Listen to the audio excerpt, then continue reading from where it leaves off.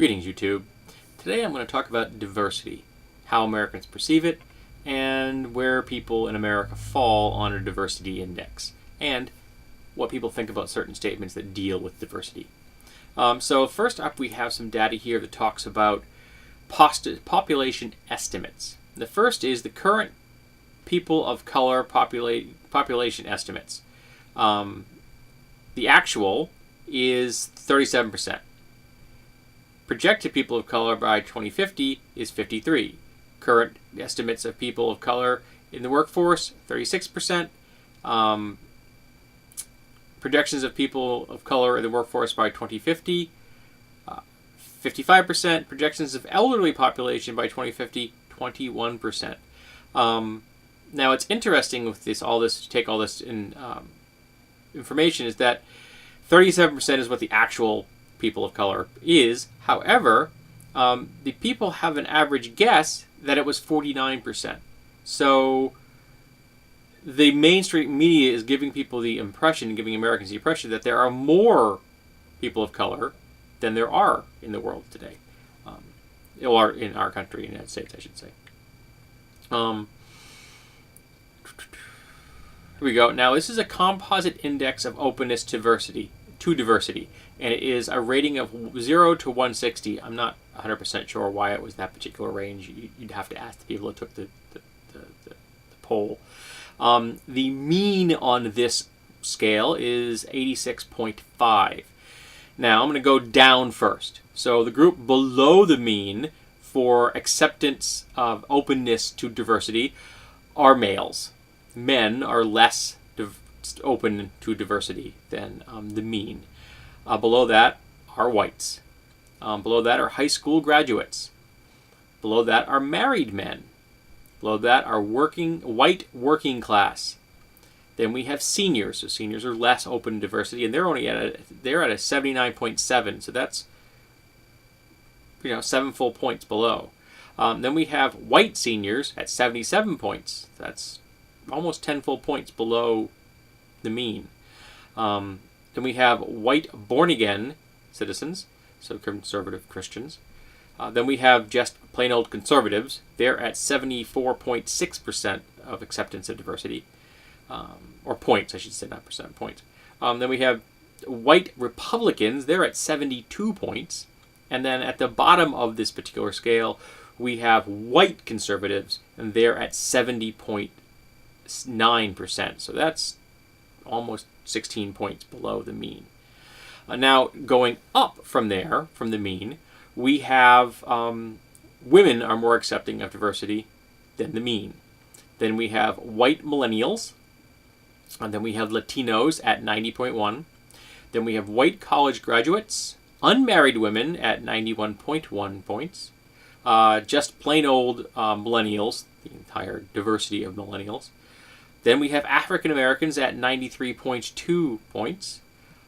Then we have college graduate women who are more accepting of diversity at 94.5. Postgraduate, so you're seeing a trend here. The more education a person has, the more accepting they are of diversity. Then we have Asians. Then we have people who identified as liberals at 98.9 points. Then we have people identify themselves as white liberals at 99.7%. Then we have African American college graduates at 101.1. Latino millennial college graduates, that's getting very specific, at 105.5. And Asian millennial college graduates at 108.1. So the people of color and the people with higher educations and the people with the progressive worldview are more accepting of diversity than white, Christian, conservative men.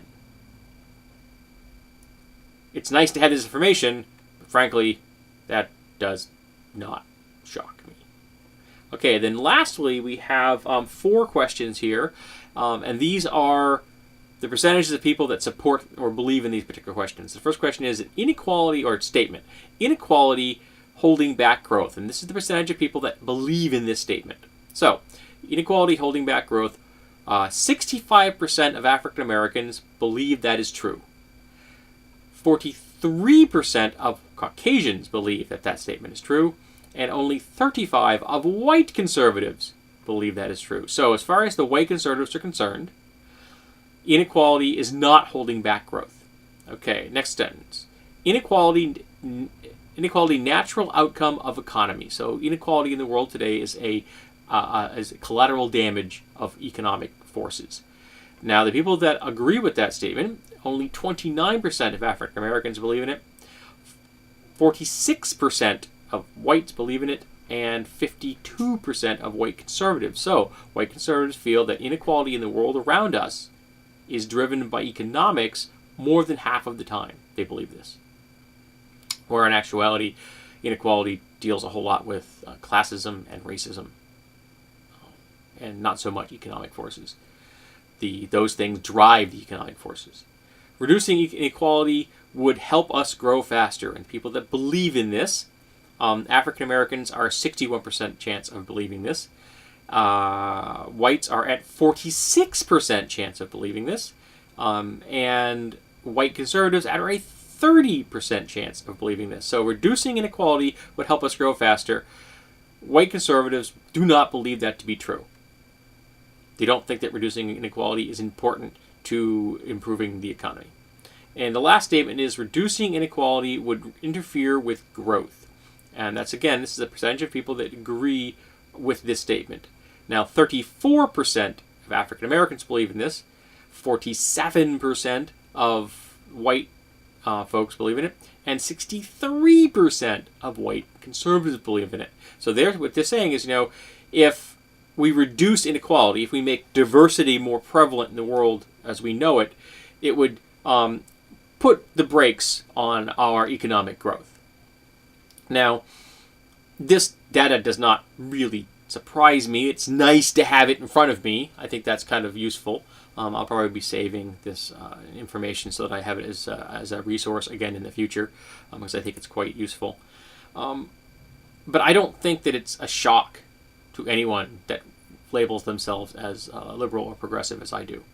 This may come as a shock to people who were concerned to consider themselves to be conservative, or in the case of the GOP, the Libertarians, and the Tea Party, regressive.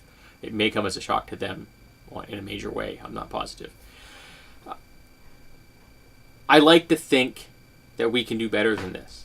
I like to think that we can move forward, and moving forward is progress, which is why I am a progressive, because I believe in moving forward and bringing everyone with me. Everyone gets to go forward, everyone gets to advance. Whereas a conservative worldview says, no, we're going to stay right here, not 1 inch more. And regressives, of course, want to push that back as far as they can. They want to return us to the 19th century robber barons.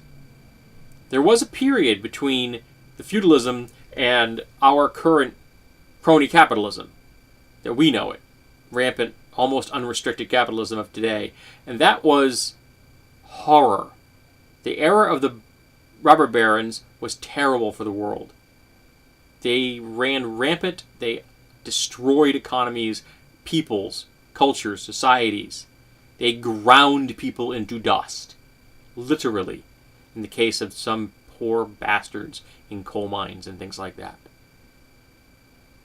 We moved away from that. We progressed as we ensured worker rights and consumer rights and environmental protections. And now we're letting all those things slip away, and we can stop that. We can return those rights and those protections. We can continue with diversity, because that's the best thing we can do for our economy. The more diversity we have, the better we will be. And the people that believe in diversity are the more well-educated people of America. And that's important to remember. It's a harsh truth for some folks. It's not going to be a popular truth for some folks. But it's a truth nonetheless. And it's one that we need to remember. So why don't you join me? And we can get going. We can progress.